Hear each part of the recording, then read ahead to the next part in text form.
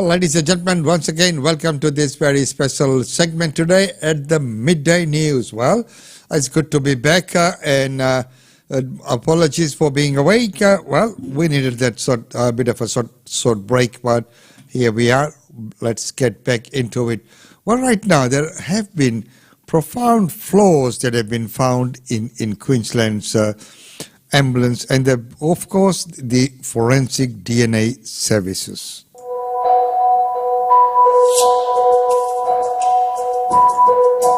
What started as a technical tweak to a scientific workflow has blown out into a massive legal and political scandal. Queenslanders want answers, and I want answers. What we're seeing here, I think, is one of the most serious systemic miscarriages that the Queensland criminal justice system has ever seen.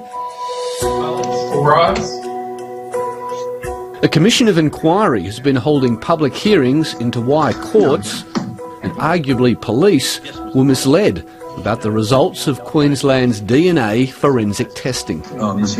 There will be some nervous laboratories all around Australia watching the outcome of this inquiry. The Queensland Government's forensic laboratory has been under intense scrutiny for most of the past 12 months. First from a forensic expert taking part in the Australian newspaper's podcast series into an unsolved 2013 murder.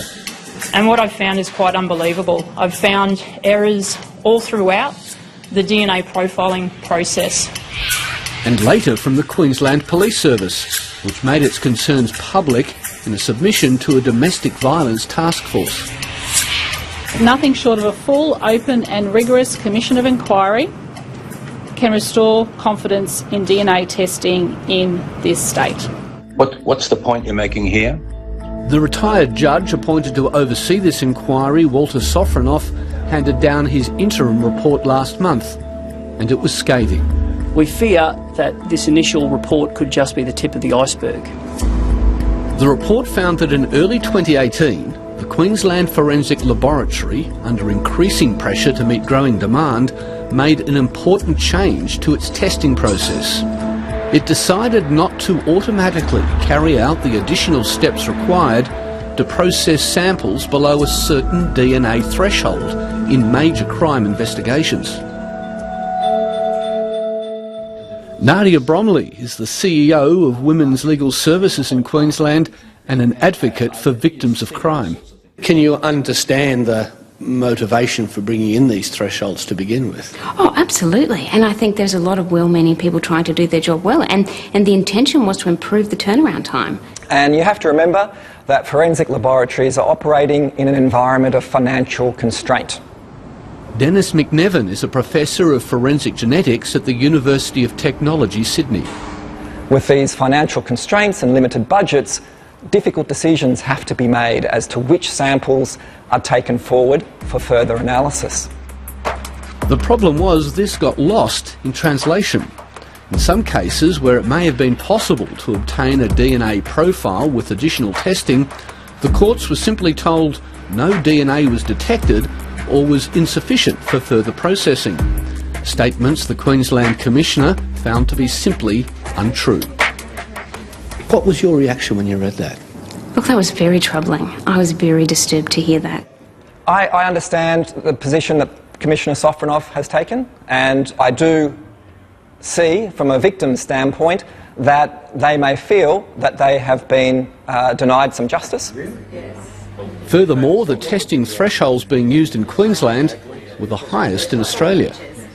Ultimately, the key thing here is about the administration of justice. These are not scientific documents being created in abstraction. They're being created in relation to really traumatic and horrible things that have happened in people's lives.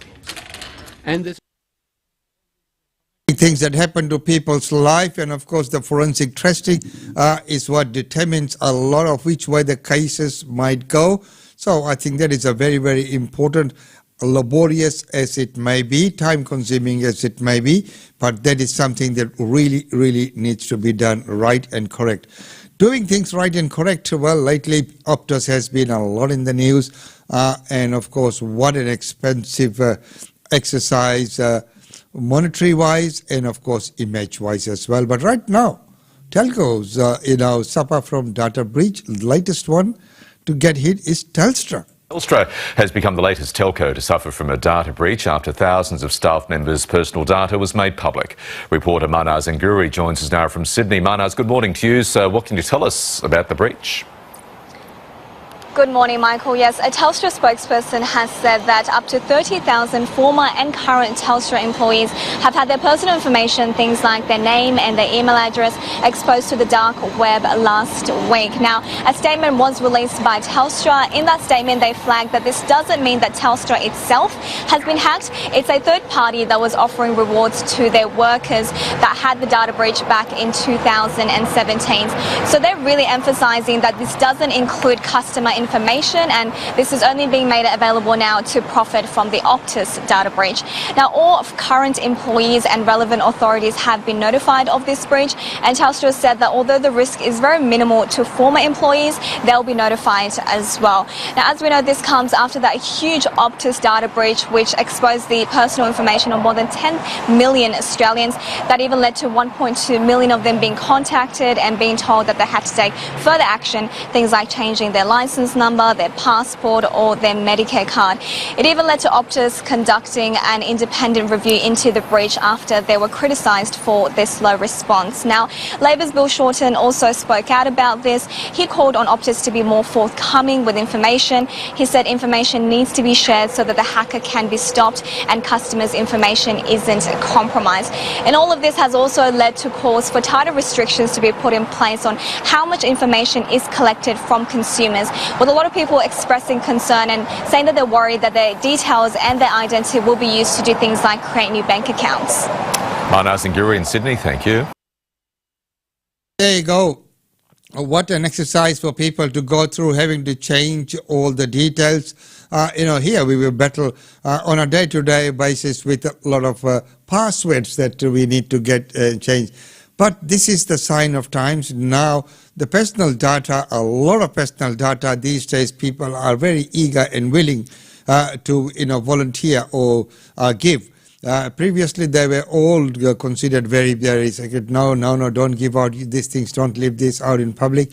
But now, on many online platforms, you have to enter so much detail before they let you, even though if it's a free site, sometimes people give you things for trial.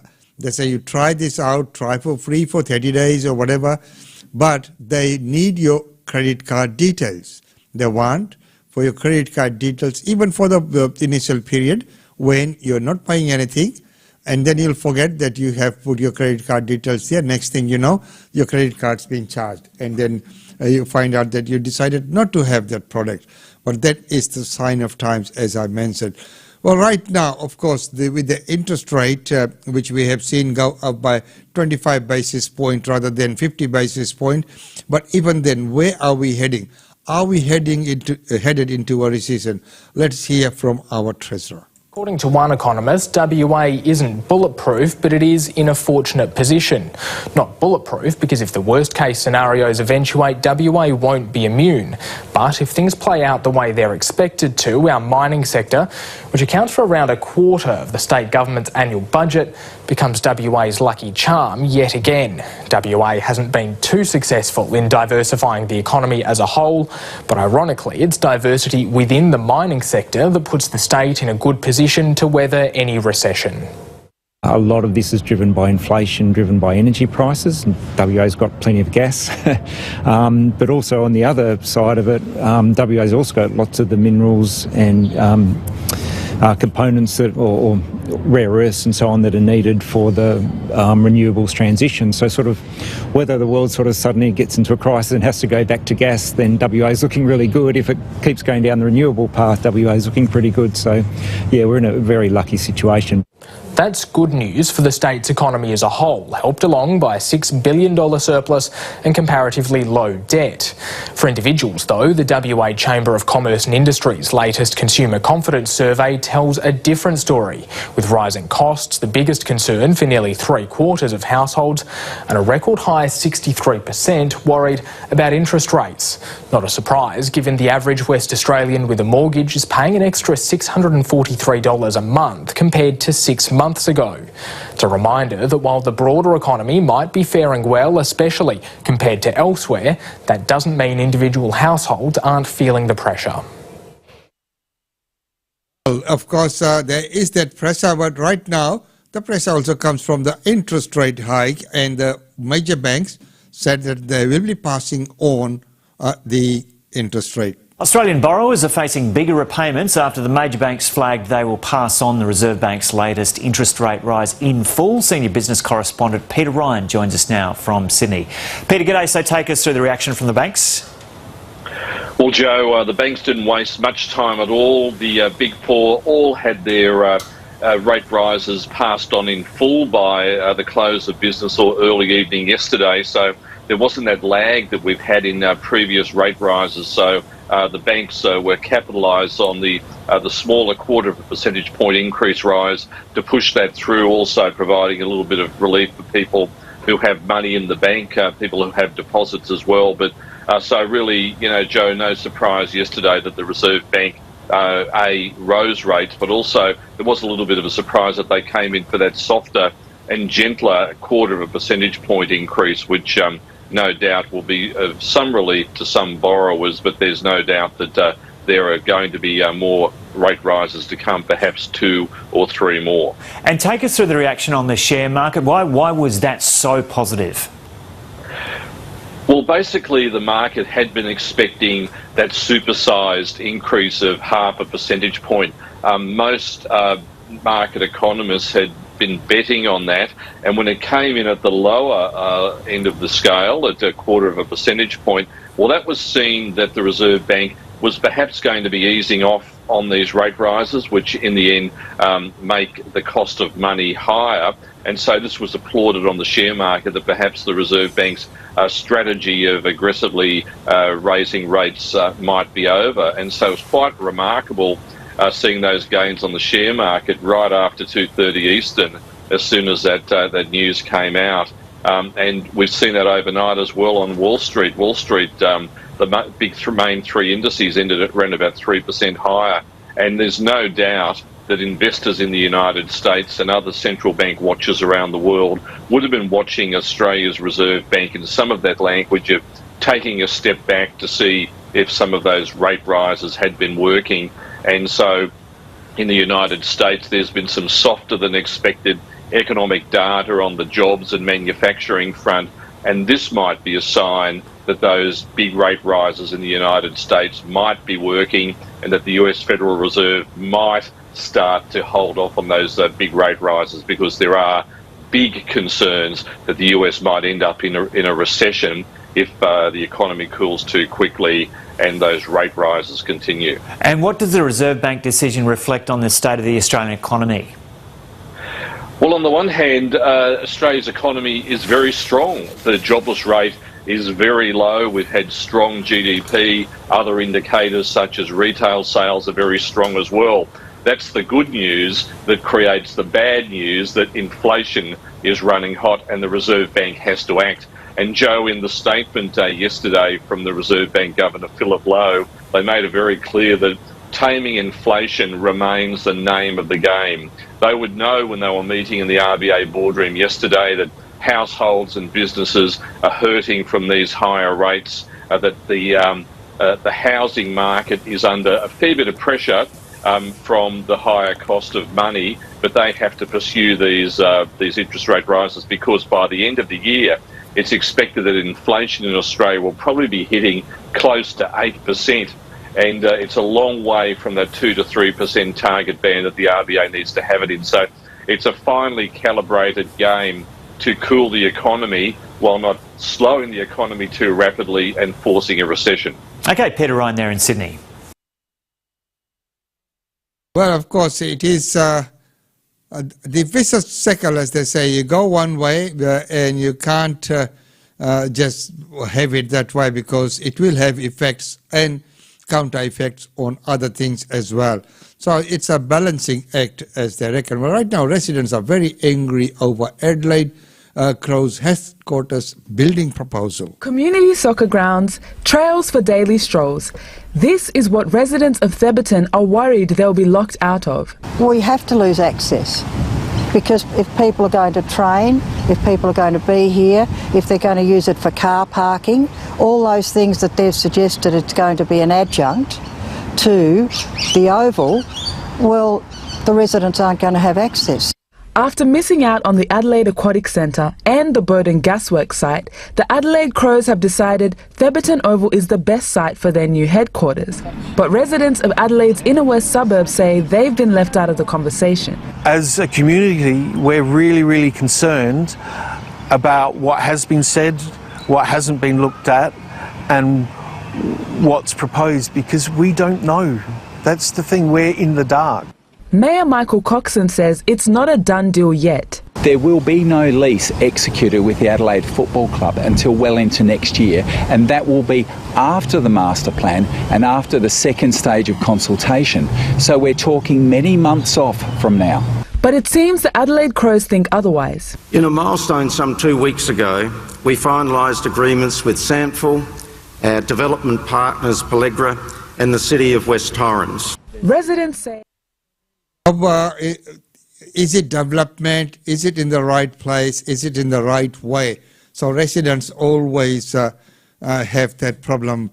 And as we know, whenever there is something that is built, it always has that effect on other people, the surroundings and the buildings. Right here where we are, there was a big high-rise that got built. We'll say, okay, well, what can go wrong? But it's built at a slight angle, and that slight angle is all glass.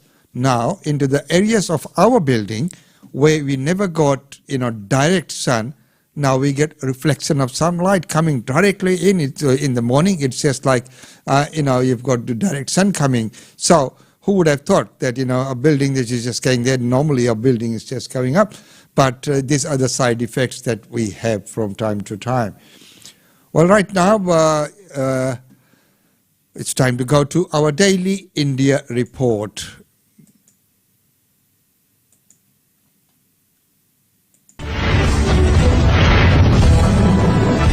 Welcome to the Daily India Report that brings you reports, interviews, features and more on India and the Indian diaspora.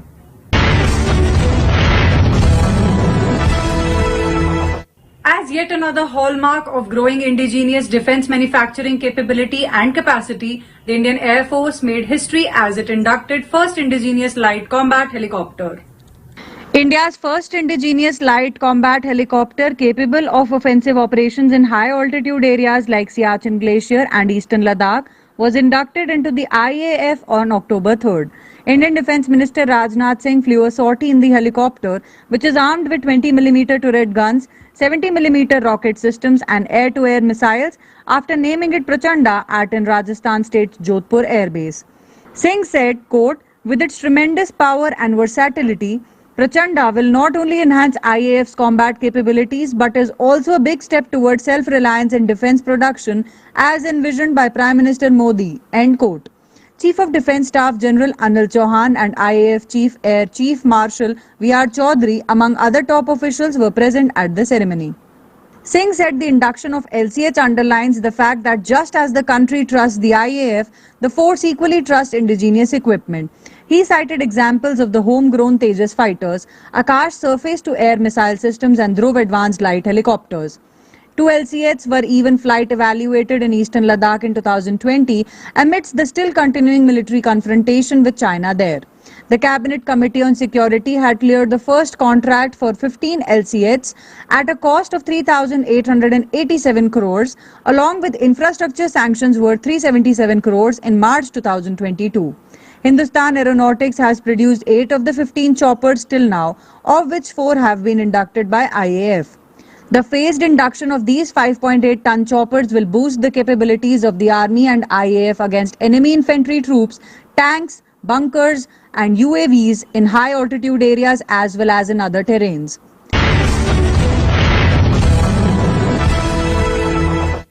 Indian Prime Minister Narendra Modi joined a billion Hindus worldwide celebrating Navratri. As millions of Indians across the globe took part in the Durga Puja and the Navratri festivities, Indian Prime Minister Narendra Modi too attended the Navratri festival in Ahmedabad. The Prime Minister attended the festival with the Governor of Gujarat, Acharya Devrat, and the Chief Minister of Gujarat, Bhupendra Patel. The Prime Minister offered Maha Aarti to Ma Amba along with the Governor and the Chief Minister and lakhs of devotees at the venue. The Prime Minister's participation in the Navratri celebration, which is a mark of Indian culture and embodies the local flavor of Gujarat, filled the devotees with joy and happiness on the auspicious occasion. The Prime Minister also witnessed the cultural program and Garba. The Prime Minister later also visited another place of faith at Ambaji, one of the 51 Shakti Peethas. As entire India is soaked in a festive mood, cricket players from the Legends League cricket team Gujarat Titans also participated in a Garba dance party and exhibited stunning moves. West Indies star batsman Chris Gayle also joined his teammates in the celebration and grooved to traditional music during the special Garba night.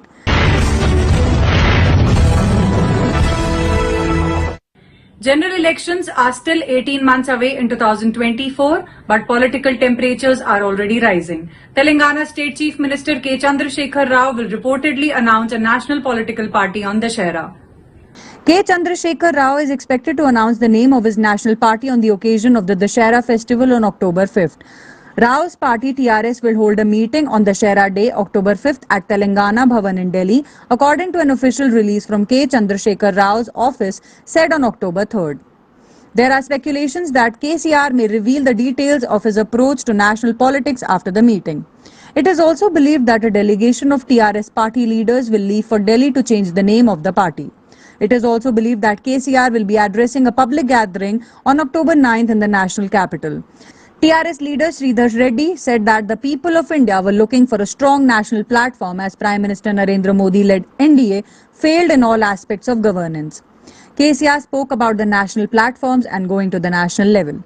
He said that the Gujarat model failed utterly and the country is looking for a strong alternative. On the other hand, Telangana Congress Campaign Committee Chairman and ex-MP Madhu Gaur Yaski called it a meaningless move by the CM of Telangana to form a national party. Yakshi said Rao has cheated the people of Telangana and now wanted to cheat the people of the nation.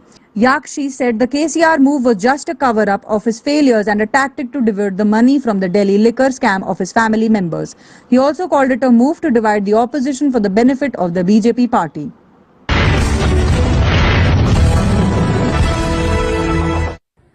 After being down and a lull in recent days, Indian stock markets are showing a recovery and climbing. It could also be directly related to the annual Hindu festive month, which marks heavy spending and investments.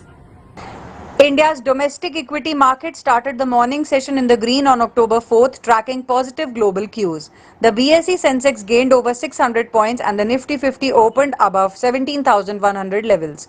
At the opening of the market, the BSE Sensex gained 717 points or 1.26% to 57,506, while Nifty 50 surged by 260 points or 1.54% to 17,147 levels. Following benchmark suits, the broader market soared too, as Nifty mid-cap and small-cap each up over 1.5% at market opening. The global market, especially the US, also closed in the green on October 3rd. Indices such as Dow Jones, S&P 100 and Nasdaq each closed between 2 to 2.5% higher. Similarly, even Asian indices were trading positive in the early morning trade on October 4th, with Japan's Nikkei up over 2.5%. Experts believe that the short-term trend of the Indian market will remain positive on Tuesday, October 4th, 2022, amid positive global markets.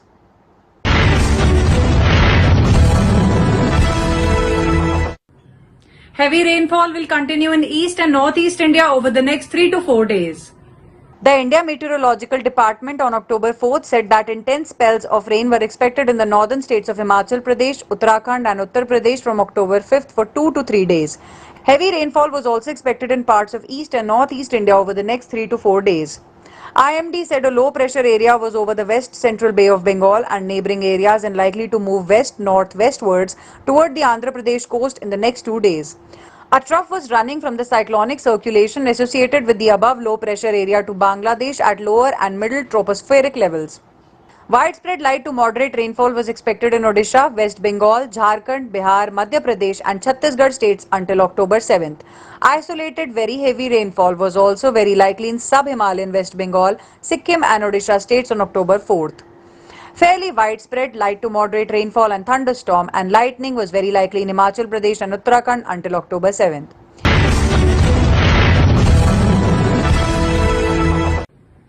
After 10 years, an Indian girl, Rachel Gupta, has won the Super Talent of the World 2022 title in Paris and brought the crown back to India. Indian beauty Miss India Rachel Gupta has become the Super Talent of the World 2022.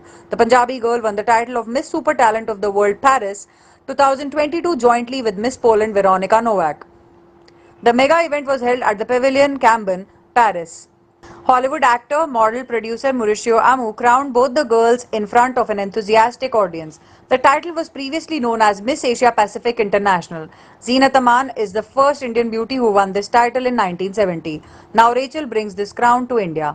Born in Jalandhar in the state of Punjab, Rachel belongs to an elite reality business family. Rachel gives credit for her success to her parents Rajesh and Jennifer Gupta and her Mumbai guides Anjali as well as Alicia Rawat.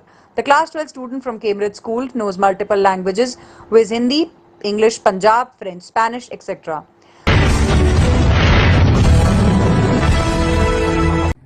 Celebrated Bollywood Helmer Mani Rathnam's film Ponniyin Selvan has crossed the 200 crore mark at the box office in just 3 days. Mani Rathnam's Opus and one of the highest anticipated Tamil films of the year, Ponniyin Selvan, finally hit the theatres on September 30th. The movie was released in 5 different languages across the globe including Tamil, Telugu, Hindi, Malayalam and Kannada. Since the movie hit the big screens, the film has received mostly positive reviews. The film is continuing its dream run and has been shattering multiple records in its international circuit. In 3 days, Ponniyin Selvan surpassed the 200 crore mark at the box office. Due to the Dussehra holidays, the collection is expected to increase in the upcoming days. In the worldwide collection, the film has already surpassed the $2 million collection in the US. Ponniyin Selvan is a historical fiction based on the popular literary novel of the same name written by Kalki Krishnamurthy. The film traces the coup staged by Pandyas to overthrow the Cholas.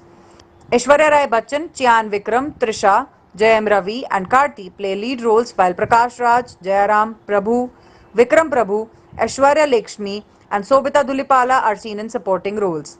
The soundtrack of the film has been composed by A.R. Rahman.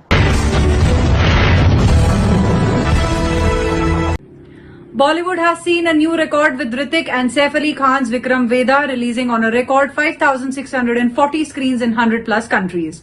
The much-awaited release of Hrithik Roshan and Saif Ali Khan starrer Vikram Veda, the Hindi remake of the Tamil film of the same name, finally hit the theatres on September 30th.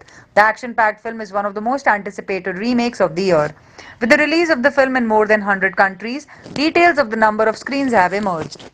The film has the largest international distribution for Hindi films with records in more than 100 countries worldwide. Apart from major markets such as North America, the UK, the Middle East, Australia and New Zealand, the film was released in 22 countries in Europe, 27 countries in Africa and non-traditional countries such as Japan, Russia, Israel and Latin America plus American countries such as Panama and Peru. The final number of Vikram Veda screens is 4,007 in India and 1,633 in 104 countries. The movie was released on more than 5,640 screens worldwide. Vikram Veda is a thriller written and directed by Pushkar Gayatri. The story is full of twists and turns as tough cop Vikram sets out to chase and hunt down the dreaded Veda. The film also stars R. Madhavan and Vijay Sethupathi in pivotal roles and is presented by Gulshan Kumar, T-Series and Reliance Entertainment in association with Friday Filmworks and Geo Studios and a Why Not Studios production. The film is produced by Bhushan Kumar and S. Sashikant and Reliance Entertainment. That's all for this bulletin of the Daily India Report.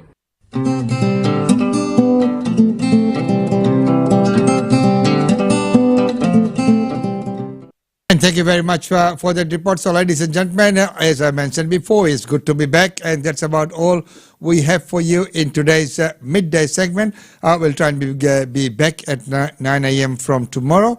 and continue on. And don't forget that this weekend we'll have the doctor's program, Aapki Sehat, coming to your way as well.